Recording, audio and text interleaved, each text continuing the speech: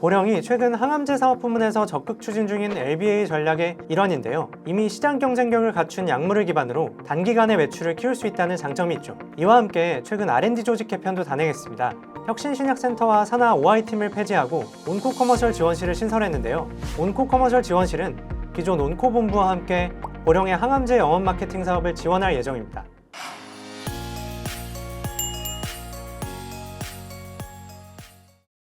우주의학이라는 키워드를 중심으로 사업 외연을 넓혀온 보령이 제약업 본연의 영역에서도 새로운 전략을 구사하고 있습니다. 바로 항암제 사업부를 중심으로 펼치고 있는 LBA 전략인데요.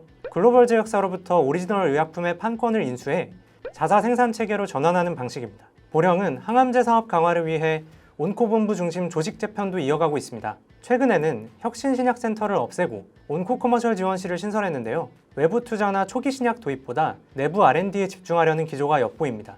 더벨이 보령의 LBA 전략에 대해 짚어봤습니다. 제약바이오부 한태희 기자입니다. 보령은 올해 초 오너 3세 김정균 대표의 단독 대표이사 체제로 전환했습니다. 작년 말 김 대표가 최대 주주인 보령 파트너스를 활용한 제3자 배정 유상증자로 경영권에 이어 지분 승계까지 마무리했는데요. 이를 통해 본격적인 단독 경영 구도로 들어섰습니다. 시장의 관심은 김 대표의 투자 방향으로 향했는데요. 그간 김 대표를 중심으로 추진하던 우주사업 휴먼신 스페이스 확장에 무게가 실릴 것으로 관측됐습니다. 인류의 우주장기 체류의 핵심적인 인프라와 우주의학 관련 사업 역량을 확보하기 위한 전략입니다. 보령은 2022년부터 우주사업을 장기적인 투자처로 낙점하고 본격적인 투자에 나섰는데요. 민간 우주정거장 건설을 추진 중인 엑시엄 스페이스와 국내 합작법인 브렉스 스페이스를 설립하는 등 공격적인 행보를 보였습니다. 지난 3년간 누적 투자액은 약 1,000억 원에 달합니다. 보령은 작년 유상증자로 1,750억 원을 마련하면서 500억 원을 타법인 증권 취득에 사용할 계획을 밝혔습니다. 이와 함께 시장에서는 우주사업 관련 투자가 이어질 것으로 예상했는데요. 최근 제약사업부에서 항암제 사업부 강화를 위한 유의미한 투자를 단행해 눈길을 끕니다. 글로벌 제약사 사노피와 세포독성 항암제 탁소텔의 국내외 판권, 유통권, 허가권, 생산권, 상표권 등을 포함한 글로벌 비즈니스 인수 계약을 체결했는데요. 계약 금액은 최대 1억 7,500만 유로로 한화 약 2,878억 원에 달합니다. 보령이 최근 항암제 사업 부문에서 적극 추진 중인 LBA 전략의 일환인데요. 사노피에 따르면 탁소텔의 작년 글로벌 매출은 7천만 유로, 한화 약 1,154억 원에 달합니다. 보령은 향후 인허가 절차를 완료한 뒤 예산 캠퍼스에서 탁소텔을 직접 생산할 계획인데요. 최근 관련 글로벌 사업을 위한 태스크포스도 구성한 것으로 알려졌습니다. 보령은 앞서 2020년 잼자, 2023년 알림타 등 글로벌 오리지널 항암제의 국내 사업권을 잇따라 인수해왔습니다. 하지만 이번 계약은 보령이 직접 글로벌 시장에서 오리지널 의약품을 유통 판매한다는 점에서 기존 LBA 계약과는 차별화됩니다. 보령은 한국, 중국, 독일, 스페인을 포함한 19개국과 남미 및 중동 지역에서 탁소텔의 판권, 유통권, 허가권, 생산권, 상표권 등을 포괄적으로 인수하게 되는데요. 다만 이전 LBA 제품들과 마찬가지로 본격적 수익으로 연결되려면 상당한 시간이 소요될 전망입니다. 탁소텔이 이미 진출한 국가에서도 허가권자 변경 등 인허가 절차를 새로 밟아야 되기 때문이죠. 보령은 각국 규제 당국의 승인을 받는 대로 사업을 본격화할 계획입니다. 다만 시장에서는 3천억 원 안팎의 인수 규모가 과도한 투자가 아니냐는 지적도 나옵니다. 탁소텔의 글로벌 매출이 연간 약 1,100억 원 수준이며 특허 만료 후 제네릭 품목과의 경쟁이 불가피하기 때문인데요.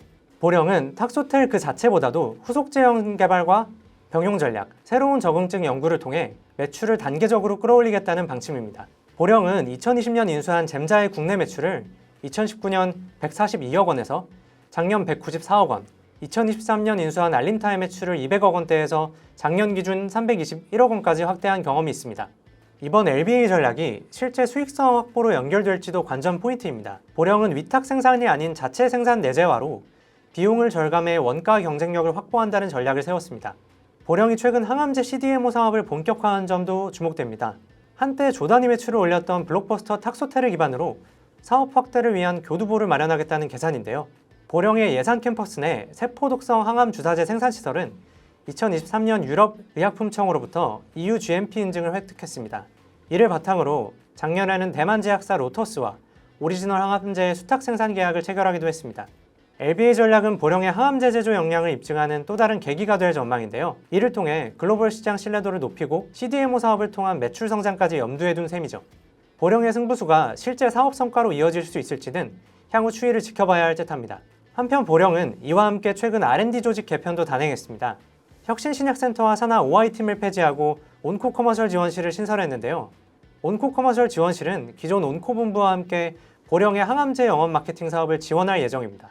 보령은 2020년 기존 영업본부와 별도로 항암제 영업 마케팅에 특화된 온코본부를 신설했습니다. 2023년에는 연구개발 조직을 R&D 부문과 혁신신약센터로 이원화했는데요. 혁신신약센터 산하 OI팀을 신설해 초기 개발 단계의 신약 후보 물질 인수 및 도입을 추진해왔습니다. 그러나 2년 만에 혁신신약센터 자체를 없애며 외부 투자나 도입보다는 내부 R&D에 집중하겠다는 기조를 드러냈습니다. 폐지된 혁신신약센터가 수행하던 기능은 기존 R&D 부문으로 흡수됐습니다. 보령은 최근 몇 년간 항암제 중심 성장세를 이어가고 있는데요. 작년 연결 매출 1조 171억 원 가운데 항암제 매출은 2,413억 원, 전체 매출의 23.7%를 차지하는 핵심 사업부로 성장했습니다. 이번 조직 개편을 계기로 LBA 전략을 강화하며 관련 사업 역량에도 한층 힘이 실릴 것으로 관측됩니다. 지금까지 더벨 한태희 기자였습니다.